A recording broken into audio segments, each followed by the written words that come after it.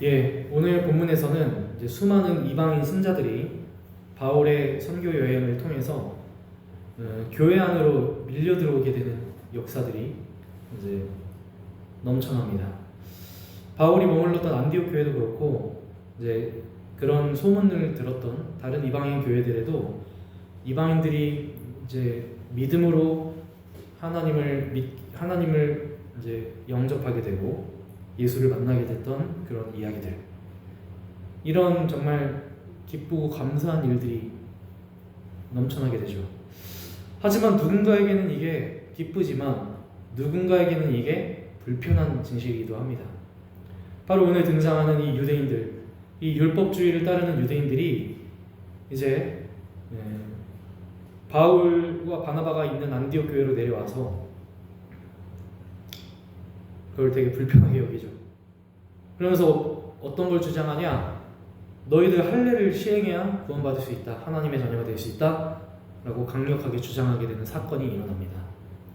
이 문제를 가지고 이제 유대인과 이방인, 그러니까 바리새인 출신의 유대인들과 바울과 바나바, 그리고 간디옥 교회 안에서도 격렬한 논쟁이 오갑니다. 격렬한 논쟁이 오가다가 이 논쟁을 계기로 해서 최초의 종교 회의가 열리게 되죠. 예루살렘 회의라고 말할 수 있는 최초의 종교 회의입니다. 이 최초의 종교 회의의 핵심은 이방인들의 어떤, 그들은 문제라고 생각하죠. 이방인들이 믿음으로 하나님의 자녀가 되는 문제를 가만히 두고 올 수 있냐, 그들에게 뭔가를 요구해야 되는 거 아니냐, 이거 가지고 이제 격렬한 논쟁을 하게 됩니다. 자, 그러니까 예루살렘 교회에 소집된 사도들과 장로들이 이제 유대인 그리스도인들과 이방인 그리스도인들과의 관계를 다시 생각해보는 시간이 되죠. 이거를 조금 더 달리 표현하면 모세의 율법과 은혜의 복음과의 관계, 좀 더 심오하게 얘기하면 그겁니다. 율법과 은혜와의 복음의 관계, 율법과 믿음, 율법의 의와 믿음의 의, 믿음으로부터 난 의와의 관계에 대해서 아주 심사숙고하는 시간을 가지게 되죠. 우리는 바울 서신을 통해서 이미 답을 얻었기 때문에 그냥 쉽게 우리는 믿음으로 율법의 행위가 아니라, 할례가 아니라 믿음으로 인간은 의롭다 하심을 받을 수 있다, 이거 우리는 쉽게 믿잖아요. 근데 실제 1세기의 교회는 이게 굉장히 어려운 문제였어요. 힘든 문제였어요. 이 이방인들을 도대체 어떻게 해야 되냐는 거죠. 근데 과연 이게, 저는 또 이런 질문을 던지고 싶은 거예요. 그럼 지금은 그렇다고 또 쉽냐? 지금은 이방인을 받아들이는 이게 쉬운 일인가? 전혀 쉽지 않죠. 물론 좀 다르게, 요즘에는 다른 모습으로 등장하죠. 그게 이방인이라는 존재가 지금 이 순간에는 다른 모습으로 교회 가운데 존재합니다. 고난받는 사람들. 그러니까 지금 어떤 이유로 혐오당하고 있는, 차별당하고 있는 사람들, 이 이방인들인 거죠. 결국 모든 사람들을 말하는 거죠. 이 문제에 대해서 지금 교회가 맥을 못 추고 있고, 아니 오히려 지금의 예루살렘 교회, 여기 우리가 보는 예루살렘 교회보다 더 후퇴한 모습은 이것 가지고 회의조차도 안 해요. 지금 예루살렘은 회의를 해서 결국에는 이방인을 환대하게 되는 결론을 내리죠. 근데 지금은 어떤 문제에 대해서 논쟁이나 회의조차도 안 해요. 그냥 당연하게 차별하는 거예요. 이거에 대해서 일고의 가치도 없이 그냥 그렇게 생각해버리는 거죠. 교회 안에 논쟁과 회의가 사라졌어요. 그냥 까라면 까라, 아닌 건 아닌 거야, 그렇게 그냥 목사가 정하는 대로, 교리가 정하는 대로 그렇게 그냥 교회가 오히려 건강하지 못한 모습을 보이고 있죠. 근데 적어도 예루살렘 공동체는 비록 누군가는 이방인을 적대시하고 좋지 않게 생각하는 사람이 덜어 있었을지 모르지만 그들의 그 적개심이 교회에 영향을 주는 이 공동체에 영향을 주는 교회는 아니었다는 거죠. 그게 중요합니다. 그러니까 어디에나 가라지는 있을 수도 있고, 그렇지만 그 누군가의 불편한 그 혐오, 어떤 불편한 그게 그 교회의 주된 정사가 되지 않을 수 있었어요. 그것은 충분히 예루살렘 교회 안에는 이방인에 대해서 열려 있었던 사람들이 있었기 때문입니다. 근데 그게 처음부터 시작된 건 아니에요. 자동적으로 주어진 게 아니에요. 오늘 그 얘기를 할 건데, 그럼 도대체 어쩌다 보니까 예루살렘 교회가 거의 다 유대인들로 구성된 교회임에도 불구하고 이 예루살렘 교회가 어떤 그런 여전히 할례 문제 가지고 논쟁을 하는 현실 속에서도 어떻게 어떤 회의를 거쳐서 이방인들에 대한 환대로 나아갈 수 있었나. 이거 굉장히 중요한 과정이에요. 이게 가능해지는 공동체가 어떤 공동체가. 그러니까 저는 결국 교회가 이런 모습이 돼야 된다고 믿어요. 어떤 교회든지. 그것을 가능하게 하는 게 뭘까? 라는 것이죠. 그래서 결국에는 방금 말씀드렸던 것처럼 이 회의는 이방인들을 받아들이기로 결정을 내립니다. 이런 결론을 낼 수 있었던 것은 이제 세 사도의 역할이 컸어요. 첫 번째는 바울이죠. 바울. 그리고 두 번째는 베드로. 세 번째는 야고보. 이 세 사람이 일으킨 어떤 한 사람 한 사람이 일으킨 일들이 아주 중요하게 이 교회를 작동하는 환대와 평화로 작동시켰던 중요한 역할을 했어요. 그래서 결국에는 지금의 이방인들을 받아들이자. 이거는 되게 소극적인 결론이에요. 더 적극적인 결론이 나오죠. 어떤 결론입니까? 이제 앞으로 다시는 어떤 이방인들에게 할례를 요구하지 말자. 이제 앞으로 구원이라는 건 아주 저돌적인 결론이에요. 이제 앞으로 그리스도인이 받는 구원이라는 건 모세 율법을 준수하는 데 달린 게 아니라 오직 예수님에 대한 단순한 믿음에 달려있다라는 원칙이 되어지죠. 그러니까 그냥 이런 느낌이 아니에요. 아유, 저 불편하지만 그래, 니네 받아줄게. 이게 아니에요. 어떤 대전제가 세워지는 거예요. 믿음으로 누구라 할지라도 오직 믿음으로 하나님의 자녀가 될 수 있다는 굉장히 중요한 원칙이 예루살렘의 첫 회의에서 이제 결정이 되게 됩니다. 그 과정을 한번 오늘 보도록 할 텐데요. 자, 먼저 1절을 보면 이게 이제 오늘 사건의 발단이죠. 어떤 사람들이 유대로부터 내려와서 형제들을 가르치되 너희가 모세의 법대로 할례를 받지 아니하면 능히 구원을 받지 못하리라. 이 어떤 사람? 바로 유대인들이죠. 근데 이들이 지금 안디옥으로 내려와서 분란을 일으킵니다. 너희 지금 이방인들이잖아. 니들이 믿었다고 지금 구원받았다고 지금 이렇게 하는데 할례 받아야 돼. 할례 안 받으면 구원 못 받아. 그러니까 왜 그랬을까요? 자, 우리가 일단 어떤 현실을 먼저 봐야 될 거 아니에요. 그러니까 도대체 왜 혐오하는 사람들, 배제하는 사람들의 도대체 왜 그럴까? 그러니까 진짜로 어떤 선의의 마음일까? 이 믿음일까? 그 사람들은 어떤 종교적인 이유가 있었겠죠. 그러니까 종교적인 이유가 존재하는데 저는 요즘 들어서 이제 수많은 이제 이런 조금 이제 어떤 방해를 직면하면 그게 어떤 욕이 됐든지 어떤 차별이 됐든지 막 혐오하는 말을 내뱉고 가는 사람들이라든지, 그러니까 오늘날 교회 안에서도 일어나는 그런 문제들을 직면을 해보면 그게 진짜 믿어서일까? 믿음 때문일까? 어떤 종교심 때문일까? 라는 생각이 듭니다. 그러니까 언뜻 보기에는 유대의 신앙 때문에 그런 것처럼 보이지만 저는 이건 굉장히 인간적인 모습이라고 생각해요.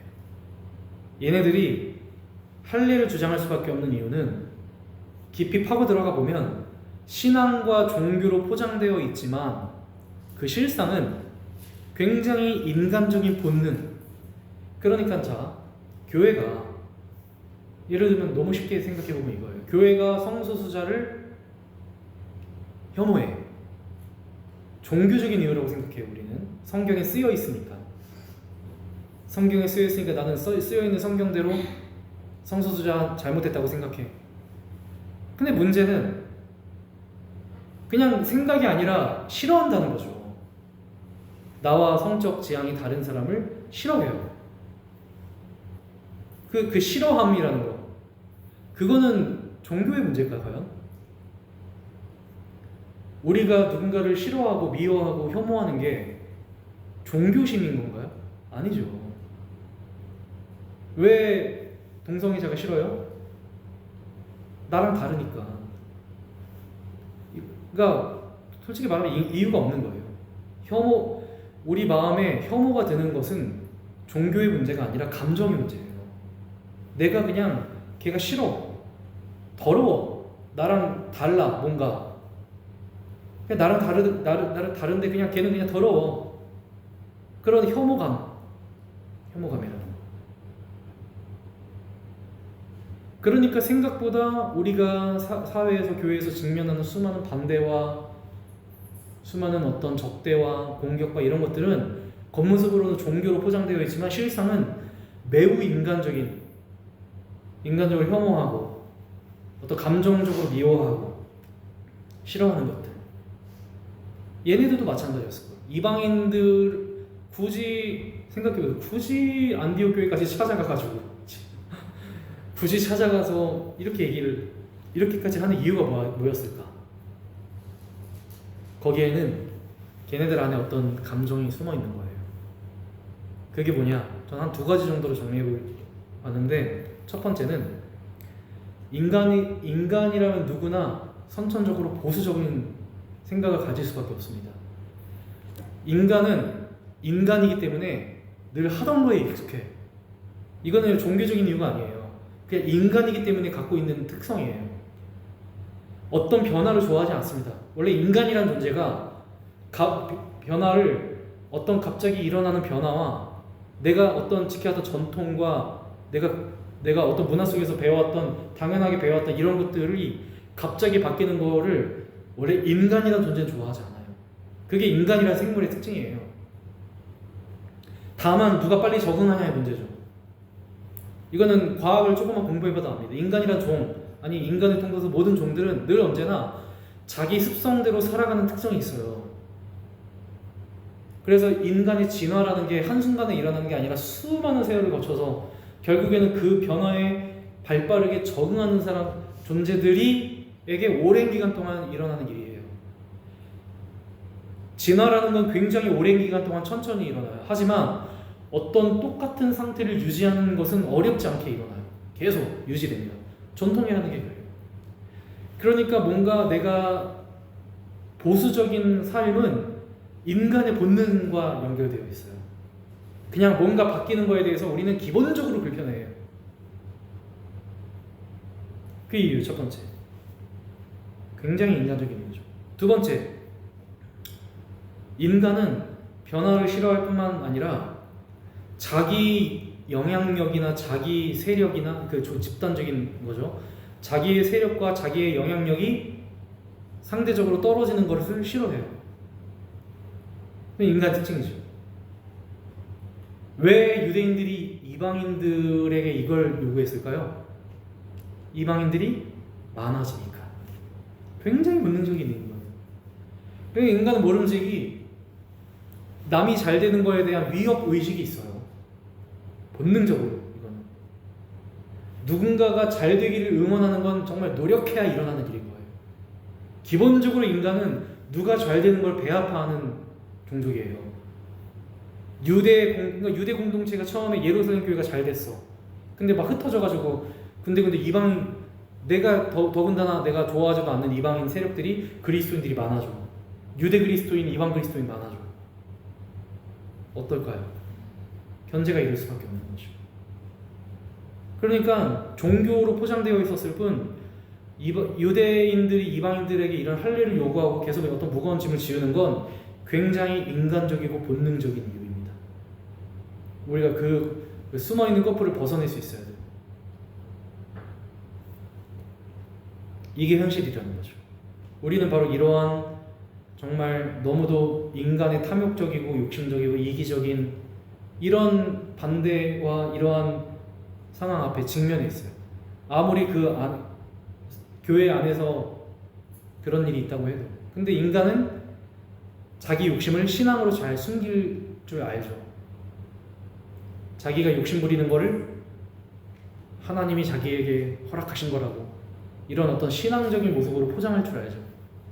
교회에서 싸움이 일어나도 자기가 하나님의 뜻이라고 주장할 수 있는 이유가 그거죠. 이게 내 욕심 때문에 그랬다는 거를 들키기 싫으니까. 저는 그렇게 생각해요. 모든 삶의 문제는 모든 문제라기보다는 모든 우리가 살면서 당하게 되는 모든 미움과 시기와 분쟁과 싸움과 반대와 혐오와 차별의 모든 것들은 절대로 정당한 이유가 없습니다. 정당하게 만들려고 할 뿐 그 어떤 것도 정당하지 않아요. 다 이런 너무 단순한 이유. 이걸 우리가 알아요. 그래야 뭐가 어떤 게 경험되는지 아십니까? 요걸 인정해야 우리가 이 누군가를 환대하는 문제, 이방인을 받아들이는 문제가 본질적인 신앙의 문제라는 걸 알게 되는 거예요. 그러니까 차별하고 누군가를 미워하고 뭔가 이런 것들이 제 아무리 신앙의 형태를 띠고 있어도 그거는 분명한 죄라는 거. 이거는 하나님을 믿지 못해서 생기는 죄라는. 이따가 어떤 재밌는 표현이 나오냐면 하나님을 믿음이 있는 바리새인이라는 표현이 이따가 성서에 보면 4절에 5절에 보면 바리새파 사람 중에 어떤 믿는 사람들이라고 표현이. 믿는 사람들이. 근데 믿는 사람들이 일어나서 모세의 율법을 지켜라. 너도 믿으면 된다. 이거 좀 재밌지 않습니까? 이 표현? 5절 한번 보세요. 바리새파 사람 중에 어떤 믿는 사람들이 일어나 말하되 이방인에게 할례를 행하고 모세의 율법을 지키라 명하는 것이 마땅하다라고 말하죠. 믿는 사람들이 일어나서 너희도 믿으면 돼 라고 말하지 않아요. 그러니까 우리는 여기서 알 수 있죠. 그럼 바리새파 사람 중에 믿었던 이 사람들은 이게 믿은 거다? 믿은 게 아니다. 우리가 그거를 거꾸로 벗겨야 되는 거예요. 이 위선을. 그러니까 얘네들은 믿음에도 불구하고 그 믿음, 이거 그냥 딱 보면 마치 얘네들이 어떤 믿음 때문에 반대하는 건가? 이렇게 보이잖아요. 그게 아니라는 거예요. 그건 왜곡된 거예요. 성경은 말하는 걸 믿지 않아서, 진짜 믿지 않기 때문에 혐오할 수 있는 거고. 그러니까 누구라도 혐오할 수 있는 자유는 없는 거예요. 어떤 사람은 자기가 신앙의 이유로 누군가를 차별한다고 말해요. 내가 사랑하니까 반대한다고. 근데 그건 위선이에요. 애초에 믿음이라는 거는 그게 아니에요. 이따가도 이게 바로 오늘 회의의 결과를 통해서 알 수 있죠. 자, 계속 보면, 자, 그래서 결국에는 어떤 일이 있냐. 얘네가 내려왔으니까 이제 이 일을 해결하기 위해 반대로 바울과 바나바가 올라갑니다. 예루살렘으로. 근데 3절에 보니까 올라가는 중에 어디를 들리냐. 베니게와 사마리아로 다니며 이방인들이 주께 돌아온 일을 말하며 형제들이 다 크게 기뻐하더라.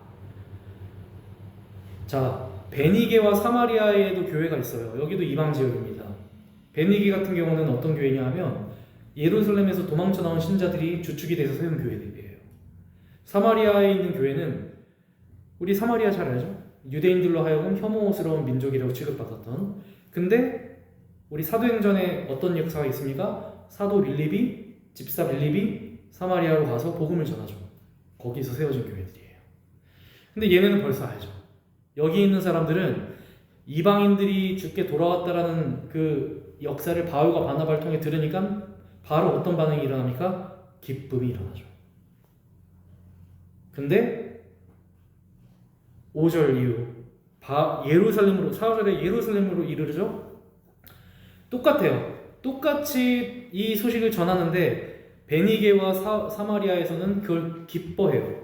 근데 5절 똑같은 소식을 예루살렘에서 들었는데 그 안에 있는 바리새파 중에 믿는 사람들은 뭐라고 말합니까? 모세의 율법을 지키고 이방인에게 할례를 행해야 하는 게 마땅하다. 기쁨이 아니죠, 이거는. 이건 오히려 변론이죠, 변론. 반대인 거죠. 근데 그거를 누가 말하고 있다고요? 믿는 사람들이 말하고 있다는 거죠. 이걸 통해서 성서가 우리에게 보이는 건 어떤 믿음은 믿음이 아닐 수도 있다는 거예요. 어떤 믿음은 믿음이 아니다. 누군가는 믿기 때문에 믿는 사람이라고 규정하지만 어떤 믿음이라는 말은, 어떤 믿음이라는 고백은 그게 믿음이 아닐 수도 있다는 거죠.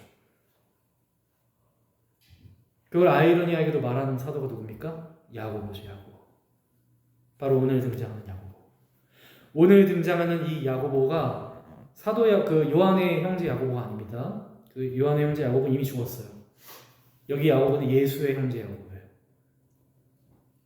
이 야고보가 훗날 쓴 서신이 야고보서죠. 뭘 말합니까? 죽은 믿음에 대해서 얘기하죠. 우리가 믿음이라고 말할 수 있는 모든 것들이 다 살아있는 건 아니라는 거예요. 우리가 어떻게 살아가냐에 따라서, 우리가 어떤 삶을, 어떤 태도를, 어떤 삶의 지향을 살아가냐에 따라서 우리가 가진 믿음은 믿음일 수도 있는 거지만 믿음이 아닐 수도 있다는 거죠. 그거를 보이는 게 바로 이 어떤 믿는 사람들. 이 어떤 믿는 사람들인데 자격을 따지고 조건을 따지는 이 바리새파 사람들. 여러분, 이 사람 생각해 봤습니다. 이 사람들이 그러면 안 믿었을까? 이 사람들도 믿는 사람들이었겠죠. 어떻게? 12사도를 통해서 들렸던 말씀을 통해 이들도 예수를 영접했겠죠. 그러면 믿은 거다? 예수 믿고 교회 다니게 됐어? 예수 믿고 교회 공동체에 속하게 됐어? 예루살렘 교회에 속하게 됐어? 그러면 우리 그냥 믿었다고 생각하지만 어떤 교회 다니는 사람은 믿지 않는 사람일 수도 있는 거예요. 왜? 믿음과 믿지 않음을 결정짓는 요소는 내가 얼마나 주님을 향하여 불타오르냐, 내가 얼마나 신앙 고백을 많이 하냐가 아니라 내가 얼마나 누군가를 받아들일 수 있냐의 문제라는 거. 이게 바로 예루살렘 교회 회의의 메시지예요. 우리의 관심사는 항상 내가 얼마나 잘 믿을까, 내가 어떤 순간에도 내가 잘 믿을까에 초점이 맞춰져 있죠. 근데 성서가 말하는 믿음은 그게 아니에요. 성서는 우리에게 믿음이란 무엇이냐, 야고보서에서 뭐라고 말하고 있어요? 믿음은 혀의 문제라고 말해요. 말의 문제라고 말해요. 행함의 문제라고 말합니다. 말, 혀, 행함, 이거 다 뭐와 관련된 겁니까? 여러분, 말이라는 건 반드시 뭐가 있어요? 누가 있어야 돼요? 내 말을 듣는 타자가 있어야 돼요. 혼잣말은 말이 아니에요. 듣는 누군가가 있어야 돼요. 혀가 불이라고 말하죠, 야고보가. 야고보 사도가 혀는 불이요 뭐 이러잖아요. 혀 놀림으로 초가상간을 태운다 이런 말을 하잖아요. 이게 무슨 의미예요? 말이라는 건 나 혼자 아무도 없이 나 혼자 독백하는 게 뭘 태울 수 있습니까? 철저하게 말이라는 건, 말의 행위라는 건 어떤 타인과의 상호작용인 거예요. 그 말로 뭔가를 태울 수도 있고 뭔가를 살릴 수도 있다는 건 결국 말이라는 건 관계의 영역인 거죠. 행동 마찬가지예요. 야고보 말하는 건 결국 믿음이란 관계의 영역 속에서라야 세워질 수 있는 거예요. 그게 예루살렘 교회의 핵심이었던 거예요. 하나님을, 야 니들 뭐 바리새인들 뭐 하나님을 믿는다고 말하지만 믿음이라는 건 그런 게 아니라는 거예요. 믿음이라는 건 바로 내가 하나님을 잘 믿냐의 문제가 아니라 이 공동체가, 나와 함께하는 이 사람들도 하나님을 믿음으로 한 형제 자매 한 식구 하나님의 자녀일 수 있다라는 믿음, 이게 믿음인 거죠.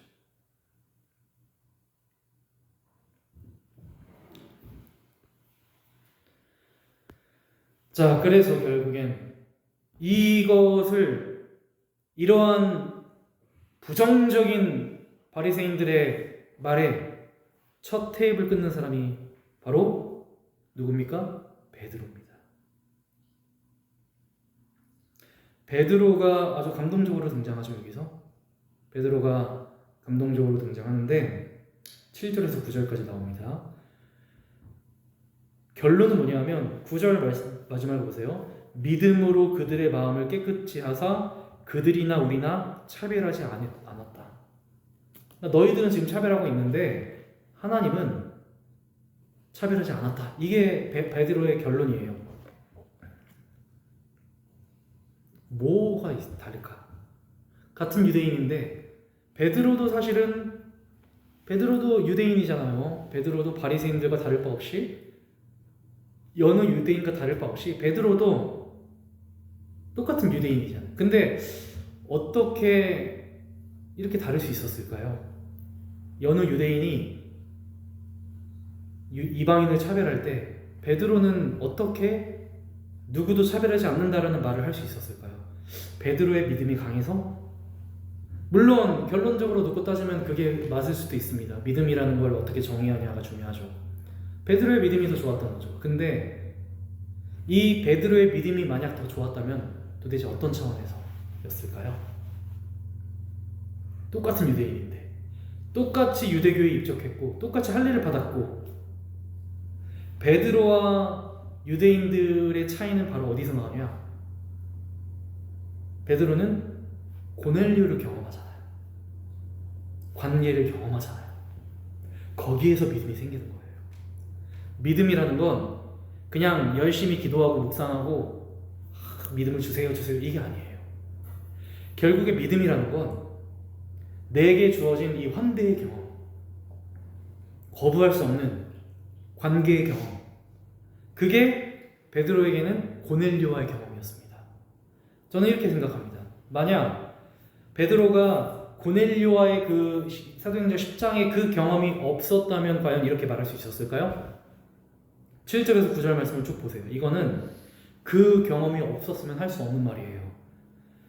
형제들아 너희도 알거니와 하나님이 이방인들로 내 입에서 복음의 말씀을 들어 믿게 하시려고 오래전부터 너희 가운데서 나를 택하셨고 또 마음을 아시는 하나님이 우리에게도 같이 그들에게도 성령을 주어 증언하셨다. 이거 뭐예요? 경험담이에요. 고넬료와의 경험 속에서 실제적인 관계의 순간 속에서 베드로가 경험했던 것들. 하나님이 이방인들 나를 통해 전해진 복음을 그들이 믿게 되는 걸 경험하고 믿을 뿐만이 아니라 베드로가 말을 마치는데 성령이 막 때려 박은 얘기 많이 했잖아요. 그 관계의 경험이 있었던 거예요. 그 행위가, 그 삶이. 그래서 저는 요즘에 점점 더 확신이 드는 것은 보통 우리가 믿음과 행동, 믿음과 행함, 뭐 신앙과 열매 이런 것들 관계를 규정할 때 항상 하는 말이 뭡니까? 우리는 아는 만큼 믿는 만큼 행동하게 돼 있다. 이런 말 하잖아요.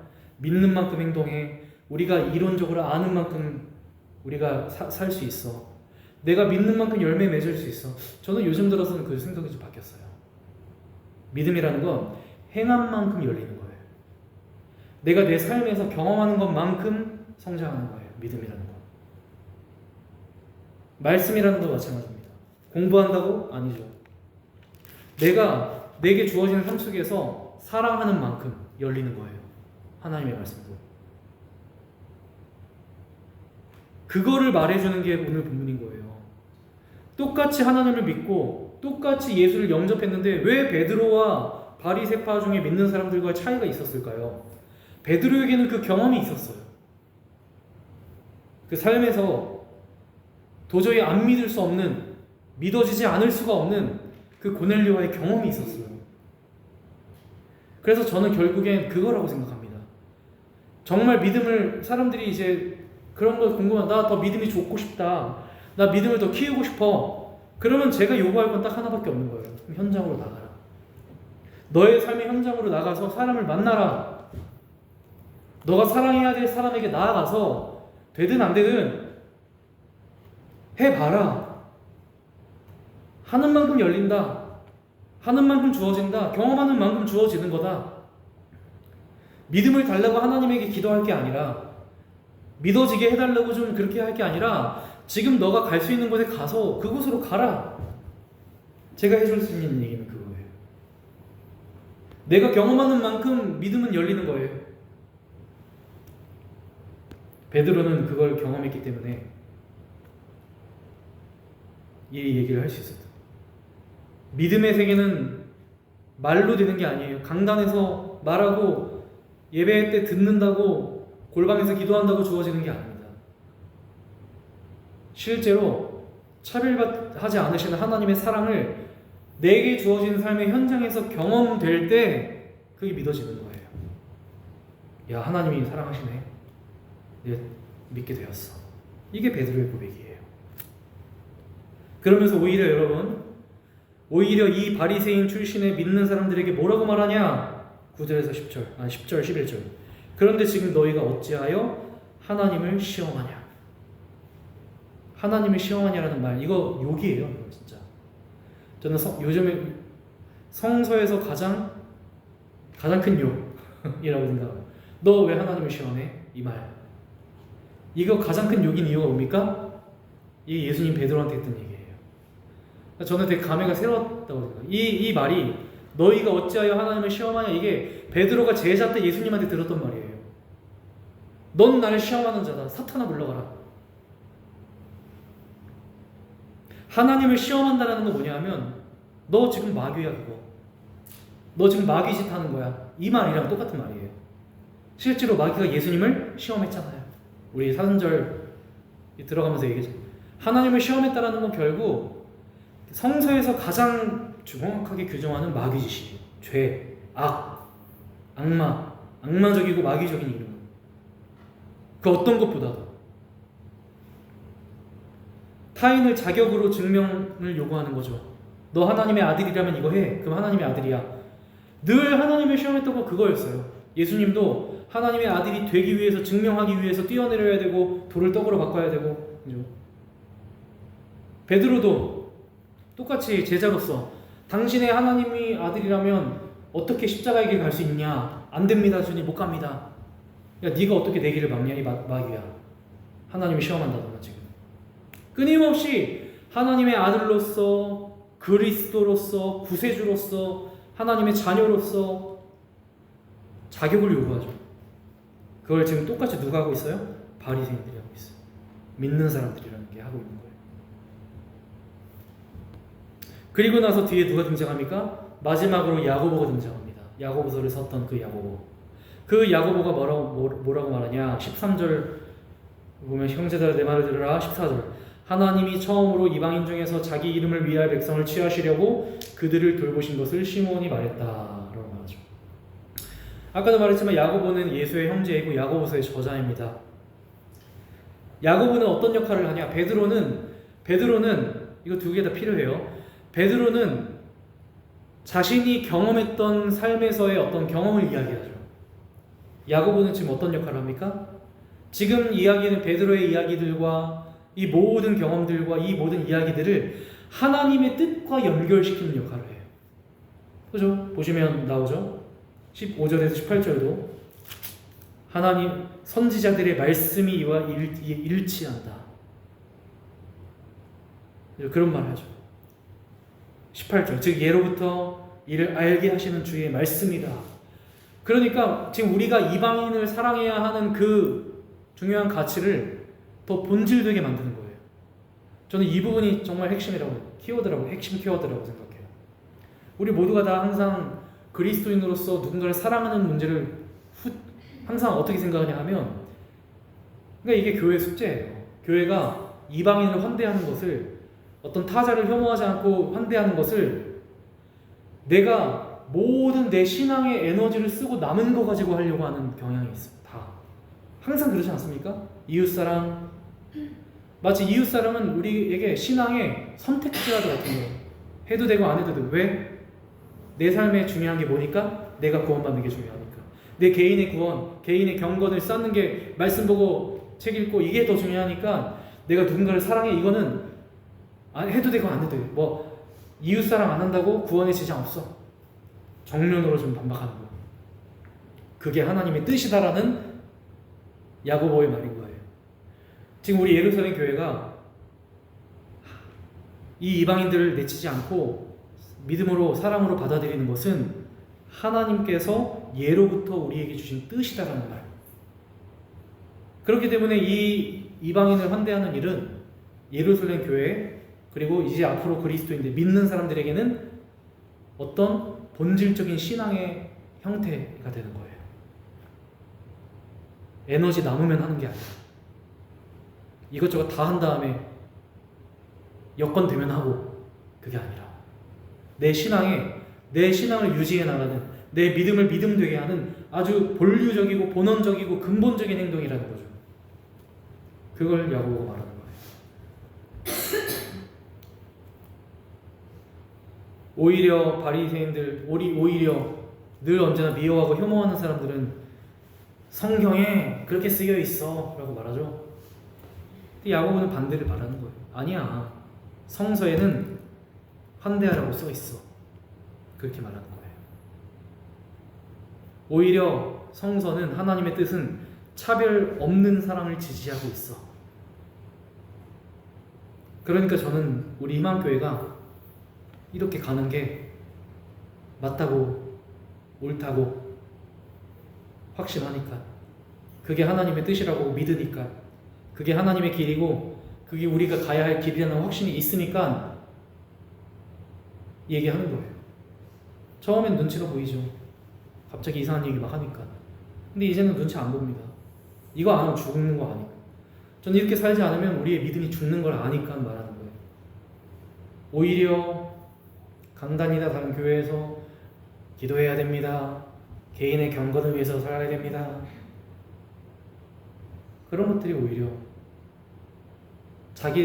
자신의 경건만을 위해 살아가는 신앙이 자기를 죽이는 건지도 몰라요. 왜? 내가 함께 살아가는 사람들을 외면하는 삶이 어떻게 나만 잘 살 수 있어요?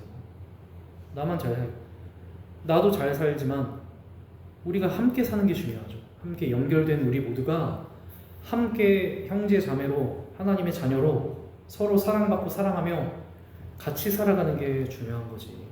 왜 나만 각자 도생으로 해서 나만 사는 길은 결국 내가 죽는 길이기도 한 거예요. 그러니 우리는 이 예루살렘 회의를 통해서 다시 한번 생각해야 될 교회의 본질이자 신앙의 본질을 조금 다시 좀 깊이 숙고하고 묵상할 필요가 있습니다. 필요하다면 논쟁도 해야 되고 필요하다면 회의도 해야 돼요. 어떻게 해서든, 그러나 결론은 항상 어떻게 해서든, 아무리 반대하는 사람이 있어도 어떻게 해서든 결론은 어떻게 나야 되냐? 한 사람이라도 더 환대하는 방향으로 가야 되는 거예요. 그게 교회가 사는 길이고, 그게 여러분들이 사는 길이고, 여러분들의 삶의 태도도 마찬가지입니다. 여러분들이 어떤 가정, 어떤 일터에서 어떤 사람, 어떤 존재를 만나든 이 길이 우리가 가야 할 길인 건 분명합니다. 왜냐하면 이렇게 살아야 우리의 믿음이 살아있을 수가 있어요. 믿는다고 나만 내가 믿고 있다고 착각하고 하나님이 나한테 너 언제 믿었냐? 나는 모른다. 떠나. 불법을 행한 자 떠나라. 얼마나 정말 속상한 얘기겠습니까? 내 믿음이 믿음으로 인정받아야지.